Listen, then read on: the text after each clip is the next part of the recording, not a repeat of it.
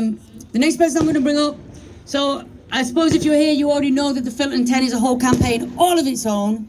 It's taken on a life of its own, which is really a testament to who these people are who are imprisoned inside here, because everyone that they have brought with them, trailing alongside them, has been absolutely impeccable in terms of campaigning for their loved ones, also campaigning for Gaza. The Filton 10 has become one of those campaigns of its own that exists outside of Palestine Action, adjacent to and with all of our love, but outside of it. So I'm going to bring a dedicated member of the Filton 10 campaign up next, which is Nuha.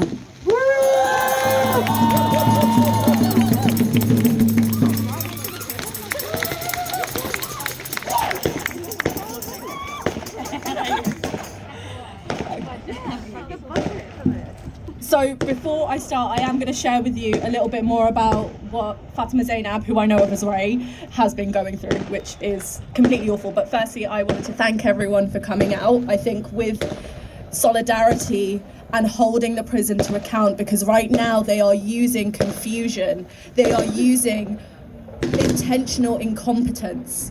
They are using lies and misinformation to justify their poor behavior, and it is every time we hold them accountable, every time we remind them this is what you said versus this is what you did, and by using those rules against them, we can force them to behave in a way that is appropriate, because right now this idea of being connected to terrorism is allowing the prison to act with impunity, and it is incredibly destructive. Had a thing somewhere. So, quite recently, I heard that Ray had to go through their 5th urine test in less than 2 months. And it horrified me that the youngest member of the Filton 10, the only Muslim in the Filton 10, is being subjected to such intrusive testing.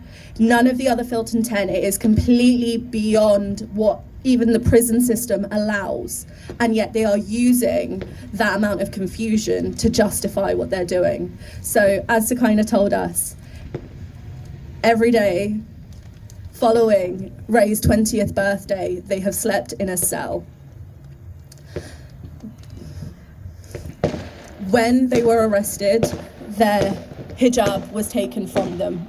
There are so many Muslims here, you can understand what it would feel like to have people force you to take your hijab off, something that you hold sacred, something that is part of your connection to your faith, this thing that you desperately need while you're being imprisoned, taken from you so that people can take photos of you, strangers that you don't know, and you don't know how they're going to use those photos.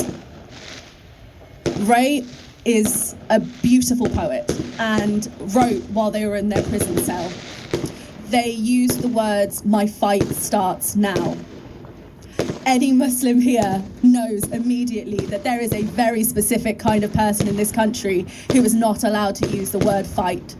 Even though within Islam we know that when we talk about the struggle, we are talking about the struggle against our own doubts, when we are talking about the struggle against our own hopelessness, when we need our faith during that fight.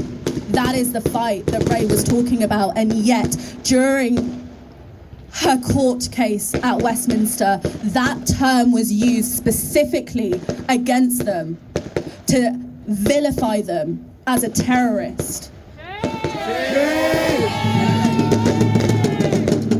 That term, terrorist, has been used against the British Muslim population for more than two decades. 2 decades. We have been called terrorists, and that has been used to justify the invasions of our privacy.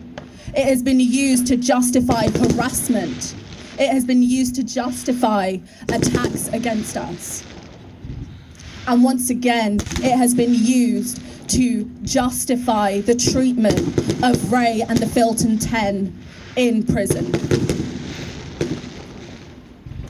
Additionally, once Ray arrived at Bronzefield, they had their initial urine test, which is a standard to be expected. However, explain to me, Bronzefield, why that test had to be done twice. You went in a second time and demanded more urine from Ray. Why? The third time, someone in a position of authority over her told her they were testing for something. What is the audacity of saying, I'm testing you for something, let me take your urine?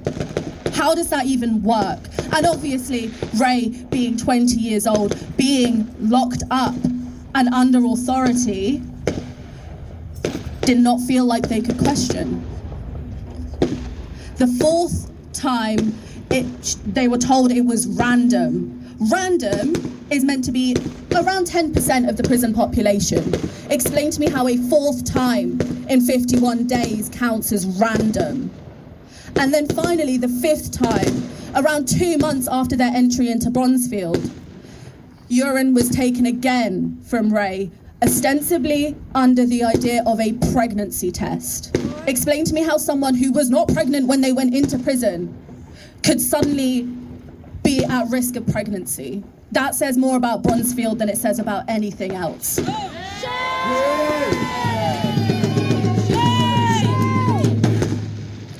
As our comrade has already said, Ray wears a hijab. Ray is not allowed to pin their hijab. Officers will walk in to their cell whenever they want, not giving Ray even the courtesy of a knock just to give them enough time to cover their hair. There have been guards that have said to Ray, what is the point of you wearing your hijab? What is the point of you running to put your hijab on when we walk into your cell if it's going to slip off your head because we aren't giving you the pins that allow you to keep them up?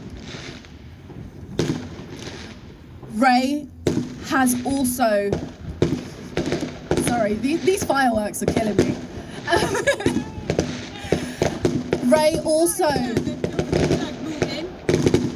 hey, I'm all for everyone coming a bit closer, I'm all for the love.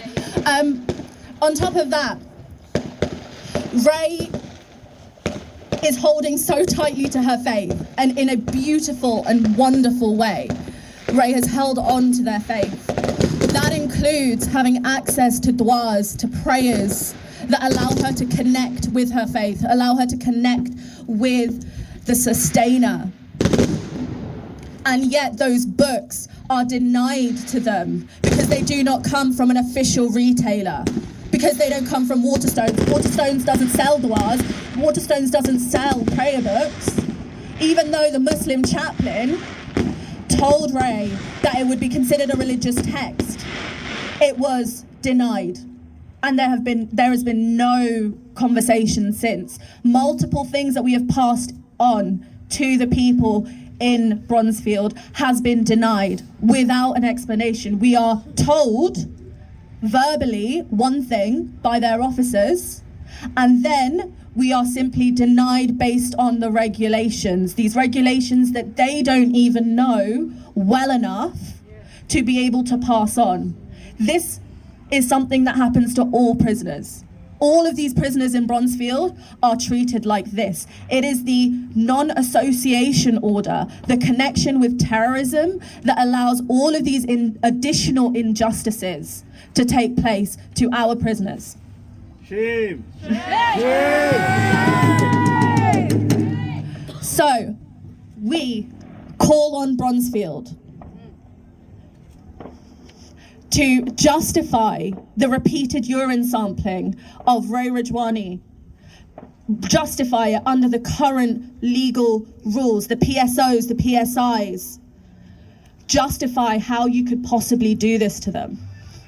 We insist that future drug testing has to be justified.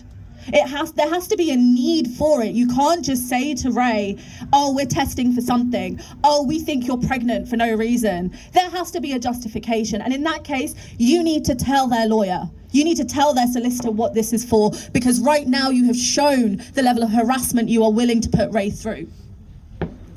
We also demand that the NAO is entirely lifted. The non-association order is used to justify the complete division of activities, rights and visitation that all of the Bronzefield prisoners are facing right now. The prison cannot actually maintain it. They don't have the capacity. They are making it up as they go along.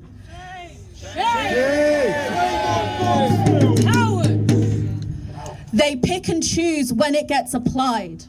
And we all know that when the institutions, individuals are allowed to choose when the rules apply, there are certain people who get the short end of the stick. Yeah. That's the term, who get the short end of the stick pretty regularly.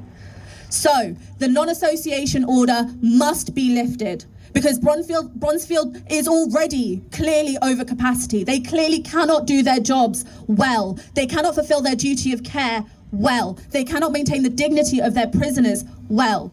And on top of this, they have created the burden of this non-association order. They made it up. Scrubs doesn't have it. None of the boys that were with Scrubs have this. It is specifically for Bronzefield because they cannot control what is happening. And so people like Ray and Leona, Ellie, sorry, God, my brain is dying, I'm talking for too long. Zoe, Hannah, Lottie, they are being held in such terrible conditions that the prison can't hold on to. So yeah, I've said my demands, I've said all my bits. I don't really know how to wind this one up. But again, thank you so much for being here. I'm sorry I've talked your ears off, but call Bronzefield, tell them to lift the NAO. Yeah.